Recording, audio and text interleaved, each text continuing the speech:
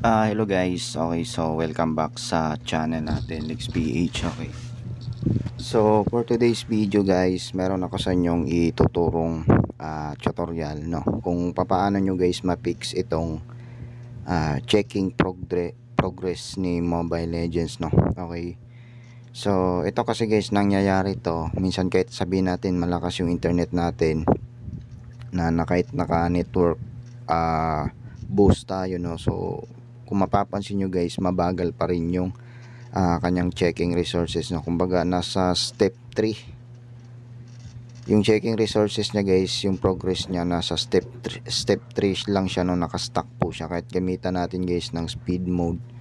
So and makikita nyo naman ano. Okay, so ngayon guys, ito yung ituturo ko sa inyo ngayon, and meron ako sa inyong i-share na trick dito guys kung paano to mapabilis yung kanyang progress, no. Okay, bago ang lahat guys, sa mga hindi pa po nakapag-subscribe sa channel natin dyan, i-click nyo na guys yung subscribe and i-press nyo na rin pati yung notification bell. Okay, so eto guys, yung gagamitin nating app dito, itong Octohide na VPN, no? So i-search nyo guys sa Play Store ito, then after nyo itong ma-install, ganito lang gawin nyo guys. Dito tayo sa VIP na servers nya. Ang gagawin nyo lang dito, hanapin nyo lang dito guys yung server ng Singapore.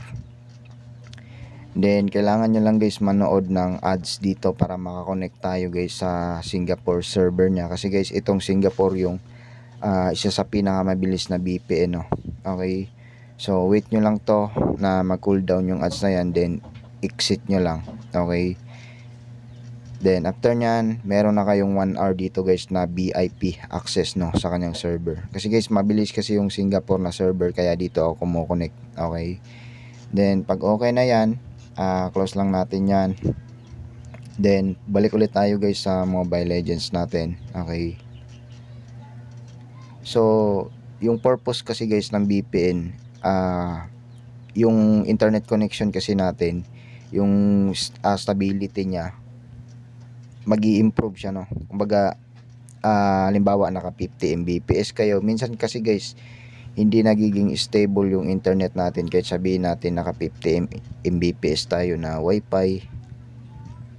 So yung purpose guys sa paggamit ng VPN is nagiging stable siya, no. Pero take note lang guys, huwag nyo pong gamitin ito sa kapag mag-i-in game na kayo sa Mobile Legends, kasi magkakaroon talaga kayo ng lag nito o yung mga kakampi nyo, no. So take note lang, gamitin nyo lang to guys para mas bumilis yung checking progress, no. So ito lang naman yung purpose para dito, para mas bumilis pa guys yung kanyang checking progress, no. So kanina kasi naka-stuck tayo sa step 3, no. So ngayon check natin yung kanyang checking progress. Tignan natin guys kung may pagbabago ba sa kanyang speed, no. Okay, so check natin. So ayan guys, nasa yung progress niya naka-stuck pa rin sa 1.68, no. So ang gawin nyo, on off nyo lang guys yung speed mode na yan. Okay, so itong speed mode na to, on off nyo lang, then balikan nyo ulit guys. So ayan guys, kung makikita nyo bumilis na siya, 'di ba? So kanina kasi naka-stuck lang siya sa 1%. So ayan, tuloy-tuloy na po siya, no. Okay, so pag ganun pa rin guys, naka-stuck siya, on off nyo lang yung speed mode na yan, tapos hayaan nyo lang guys nakakonect kayo sa VPN. Pero wag nyo guys muna i-disconnect kasi kailangan nyo munang tapusin ito para pag nasa step 4 na kayo, mabilis na lang po siya, no. Okay,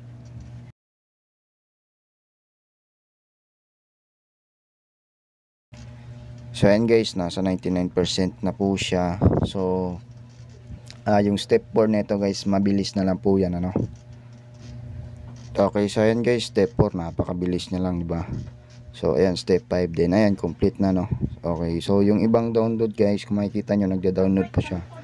May mga ibang resources pa kasi na hindi natapos, no. So kung gusto nyo itapusin, ayan, depende na rin yan sa inyo, no, kung ipo-full download nyo yung kanyang resources. Okay, so ayan lang guys, at sana nakatulong sa inyo yung video na to, no, kung paano nyo ma-fix yung checking progress na halimbawa nakastuck kayo sa 1%. So gumamit lang kayo guys ng VPN, no. And take note, kailangan yung i-disconnect guys after nyong matapos yung step 3, 4 and 5 para hindi kayo mag-lag sa in-gaming nyo, no? Okay?